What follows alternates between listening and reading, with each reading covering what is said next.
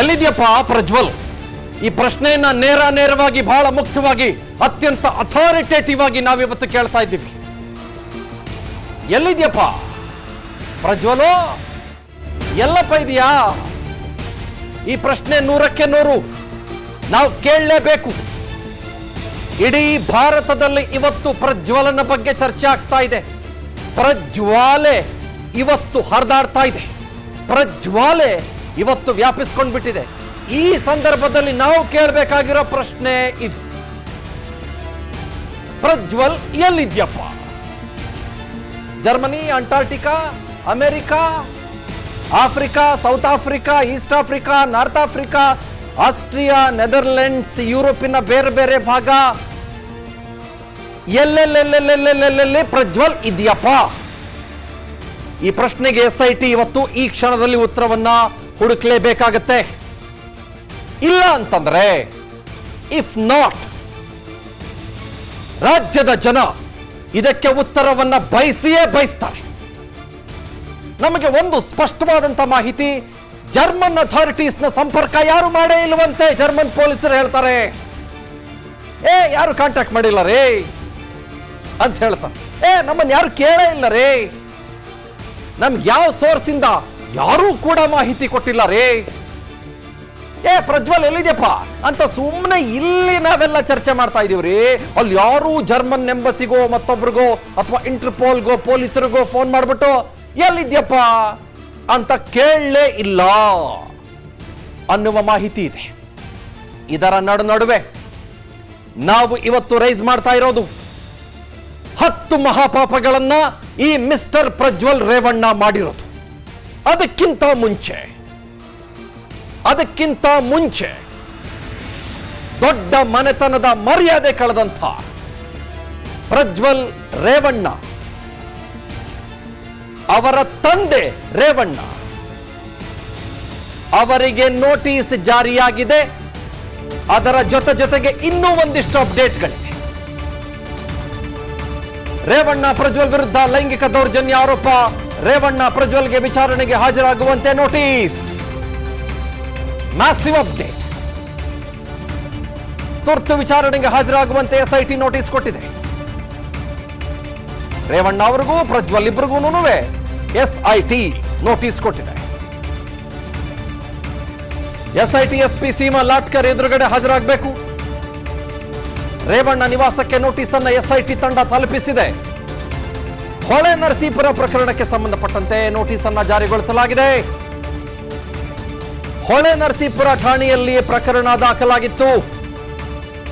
ಒಬ್ಬ ಹೆಣ್ಮಗಳು ಸತತವಾಗಿ ನನ್ನ ವಿರುದ್ಧ ಲೈಂಗಿಕ ದೌರ್ಜನ್ಯವನ್ನು ಎಸಗಿದ್ದಾರೆ, ಅಪ್ಪ ಮಗ ಇಬ್ರು ಸೇರ್ಕೊಂಡು ಅನ್ನುವ ನೇರ, ಗಂಭೀರ, ಗುರುತರವಾದಂಥ ಆರೋಪವನ್ನ ಮಾಡಿದ್ಲು. ಅದರಲ್ಲಿ ಅಪ್ಪ A1, ಮಗ A2. ಈ ಪ್ರಕರಣಕ್ಕೆ ಸಂಬಂಧಪಟ್ಟಂತೆ ಈಗ ನೋಟಿಸ್ ಜಾರಿಗೊಳಿಸಲಾಗಿದೆ.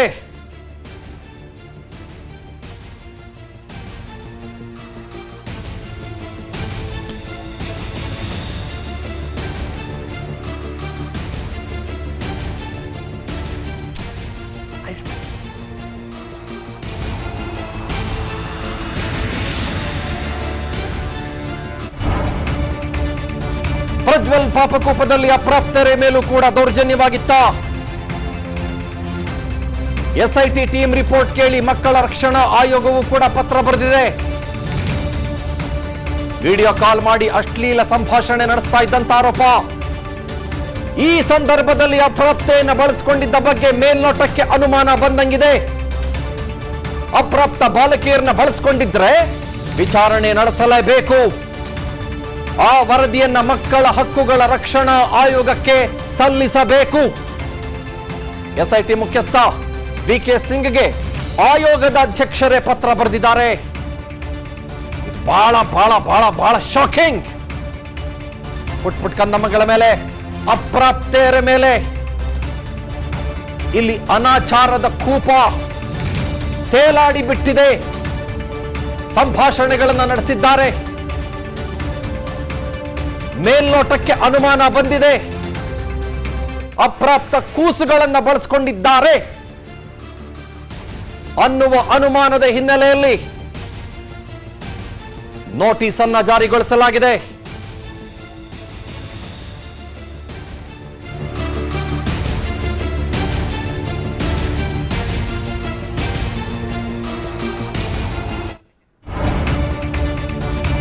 ಸಂಸದ ಪ್ರಜ್ವಲ್ ರೇವಣ್ಣ ವಿರುದ್ಧದ ಲೈಂಗಿಕ ದೌರ್ಜನ್ಯ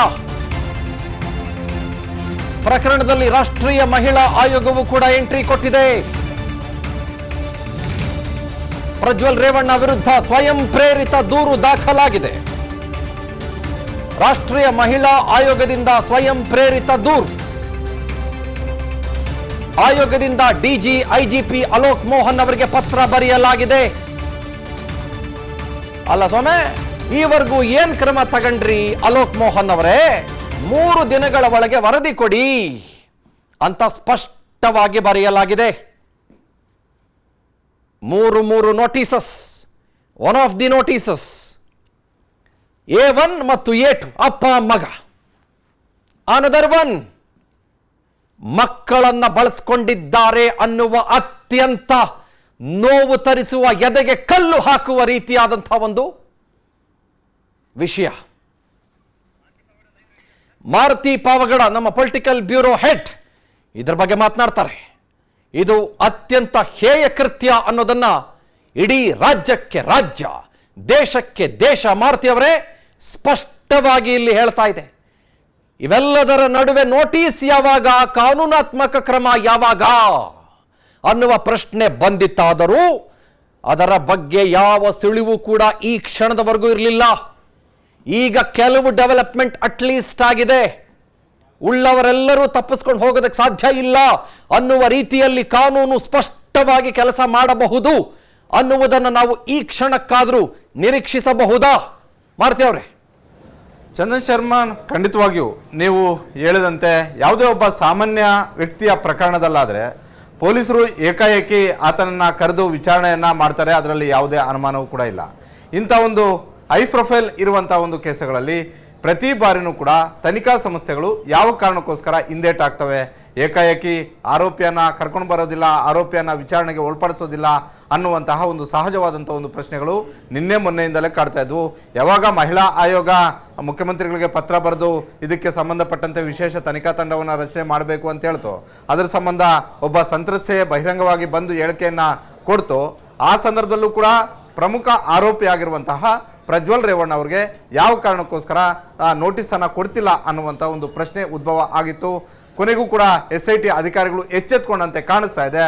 3 ದಿನಗಳ ಬಳಿಕ ರೇವಣ್ಣ ಅವರು, ಯಾಕಂತ ಹೇಳಿದ್ರೆ ರೇವಣ್ಣ ಅವರು ರಾಜಾರೋಷವಾಗಿ ಓಡಾಡ್ತಾ ಇದ್ದಾರೆ. ನಿನ್ನೆ ಇವತ್ತು ಕೂಡ ಬೆಂಗಳೂರಲ್ಲಿ ಬೆಳಗ್ಗೆ ಮಾಧ್ಯಮಗಳ ಜೊತೆನೂ ಕೂಡ ಮಾತಾಡಿರುವಂಥದ್ದು, ನನಗೆ ತನಿಖೆಗೆ ಸಹಕಾರವನ್ನು ಕೊಡ್ತೀನಿ ಅನ್ನುವಂಥ ಒಂದು ಹೇಳಿಕೆಯನ್ನು ಕೊಟ್ಟಿದ್ರು. ಕೊನೆಗೂ SIT ಅಧಿಕಾರಿಗಳು ನೋಟಿಸನ್ನು ಕೊಡೋದರ ಮುಖೇನ ನೀವು ತನಿಖಾ ಅಧಿಕಾರಿಯ ಮುಂದೆ ಹಾಜರಾಗಬೇಕು ಅನ್ನುವಂಥ ಒಂದು ನೋಟಿಸನ್ನು ಕೊಟ್ಟಿದ್ದಾರೆ. ಬಹುತೇಕ ಅವರು ನೋಟಿಸ್ಗೆ ಉತ್ತರವನ್ನು ಕೊಡುವ ಸಲುವಾಗಿ ತನಿಖಾ ಅಧಿಕಾರಿಯ ಮುಂದೆ ಹಾಜರಾಗಲೇಬೇಕಾಗಿರುವಂಥ ಒಂದು ಅನಿವಾರ್ಯ ಪರಿಸ್ಥಿತಿ ರೇವಣ್ಣ ಅವರ ಮುಂದೆ ಇದೆ. ಅದೇ ರೀತಿ ಮಕ್ಕಳ ಆಯೋಗವು ಕೂಡ ಸಿಂಗ್ ಅವರಿಗೆ ಒಂದು ಪತ್ರವನ್ನು ಬರೆದಿರುವಂಥದ್ದು, ಮಕ್ಕಳನ್ನು ಕೂಡ ಈ ಪ್ರಕರಣದಲ್ಲಿ ಬಳಸ್ಕೊಂಡಂತೆ ಕಾಣ್ತಾ ಇದೆ. ಆ ವಿಡಿಯೋದಲ್ಲಿ ಸಿಕ್ಕಿರುವಂತಹ ಒಂದು ಮಾಹಿತಿಯ ಪ್ರಕಾರ ಬಹಳಷ್ಟು ಚರ್ಚೆಗಳು ಕೂಡ ಆಗ್ತಾ ಇದಾವೆ. ಹೀಗಾಗಿ ಈ ಸಂಬಂಧ ವಿಡಿಯೋ ಕಾಲ್ ಮಾಡಿ ಮಾತಾಡಿರುವಂಥದ್ದಾಗಿರ್ಬೋದು, ಇಲ್ಲವೇ ಆ ಲೈಂಗಿಕ ಕೃತ್ಯಗೆ ಮಕ್ಕಳನ್ನು ಬಳಸ್ಕೊಂಡಿದ್ದೆ ಆದರೆ ಅದಕ್ಕೆ ಸಂಬಂಧಪಟ್ಟಂತಹ ಒಂದು ತನಿಖೆಯನ್ನ ಮಾಡಬೇಕು ಅನ್ನುವಂತಹ ಒಂದು ಪತ್ರವನ್ನು ಕೂಡ ಬರೆದಿರುವಂಥದ್ದು. ಮಗದೊಂದು ಪತ್ರ ಬಂದಿರುವಂಥದ್ದು, ಅದು ಕೇಂದ್ರ ಸರ್ಕಾರದಿಂದಲೇ ಕೇಂದ್ರದ ಮಹಿಳಾ ಆಯೋಗ. ಬೆಳಗ್ಗೆ ಅಷ್ಟೇ ಅಮಿತ್ ಶಾ ಅವರು, ನಾವು ಯಾವುದೇ ಕಾರಣಕ್ಕೂ ಕೇಂದ್ರ ಸರ್ಕಾರ ಇಂಥ ಪ್ರಕರಣಗಳಲ್ಲಿ ಮುಲಾಜ್ ನೋಡದೆ ಯಾರೇ ಆರೋಪಿ ಇದ್ರೂ ಕೂಡ ಅವರನ್ನು ಕ್ಷಮಿಸುವಂಥ ಒಂದು ಪ್ರಶ್ನೆ ಇಲ್ಲ ಅನ್ನುವಂಥ ಒಂದು ಬಹಿರಂಗ ಹೇಳಿಕೆಯನ್ನು ಕೂಡ ಕೊಟ್ಟಿದ್ರು. ಹೀಗಾಗಿ ಇವತ್ತು ಕೇಂದ್ರ ಸರ್ಕಾರದಿಂದಲೂ ಕೂಡ ಕೇಂದ್ರ ಸರ್ಕಾರದ ಮಹಿಳಾ ಆಯೋಗವು ಕೂಡ ಒಂದು ನೋಟಿಸನ್ನು ಜಾರಿ ಮಾಡಿದೆ. DG ಅವರಿಗೆ ನೋಟಿಸ್ ಕೊಟ್ಟಿರುವಂಥದ್ದು, DG IGPಗೆ ನೋಟಿಸ್ ಕೊಟ್ಟಿರುವಂಥದ್ದು, ಈ ಪ್ರಕರಣದಲ್ಲಿ ಏನೆಲ್ಲ ಆಗಿದೆ ಸಂಬಂಧಪಟ್ಟಂತೆ ಸೂಕ್ತವಾದಂಥ ಒಂದು ಮಾಹಿತಿಯನ್ನು ಕೊಡಿ ಅನ್ನುವಂಥದ್ದು. ಒಟ್ಟಾರೆ 3 ದಿನಗಳಿಂದಲೂ ಕೂಡ ಎಚ್ಚೆತ್ತುಕೊಳ್ಳದೆ ಇದ್ದಂತಹ SIT ತಂಡ ಇವತ್ತು ಏಕಾಏಕಿ ರೇವಣ್ಣ ಅವರಿಗೆ ನೋಟಿಸ್ ಅನ್ನು ಕೊಟ್ಟಿದೆ. ಆ ನೋಟಿಸ್ ಕೊಟ್ಟಷ್ಟೇ ಸ್ಪೀಡ್ ಆಗಿ ಅವರನ್ನ ತನಿಖೆಗೆ ಒಳಪಡಿಸುತ್ತಾ ಅನ್ನುವಂಥದ್ದನ್ನ ಕಾದು ನೋಡಬೇಕಾಗಿದೆ. Chandan Sharma, absolutely right and well said Maruti ಅವರೇ. Thank you very much for joining. ಅನುಕ್ಷಣದ ಸುದ್ದಿಗಳಿಗಾಗಿ Vistara news YouTube channel subscribe ಮಾಡಿ. ಹೊಸ ಸುದ್ದಿಗಳ ನೋಟಿಫಿಕೇಶನ್ಗಾಗಿ ಬೆಲ್ ಐಕಾನ್ ಕ್ಲಿಕ್ ಮಾಡಿ. ಲೇಟೆಸ್ಟ್ ಅಪ್ಡೇಟ್ಸ್ಗಾಗಿ www.vistaranews.com ವೆಬ್ಸೈಟ್ಗೆ ವಿಸಿಟ್ ಮಾಡಿ. ಅಂಗೈಯಲ್ಲೇ ಜಗತ್ತಿನ ಸುದ್ದಿ ತಿಳಿಯಲು Vistara news Kannada app download ಮಾಡಿ.